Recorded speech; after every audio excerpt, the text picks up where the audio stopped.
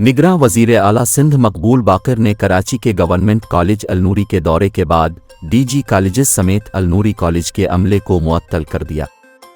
निगरां वज़ीर आला ने गवर्नमेंट कॉलेज अलनूरी का दौरा किया और अमले को गफलत का मुर्तकिब पाया। उन्होंने गफलत बरतने पर डीजी कॉलेजेस समेत 4 अफसरान को मुअत्तल करने का हुक्म दिया।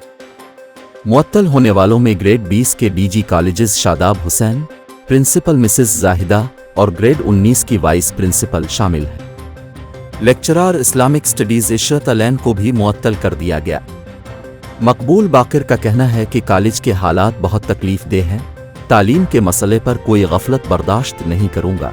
बच्चों की तालीम बर्बाद करने की इजाज़त नहीं दूंगा।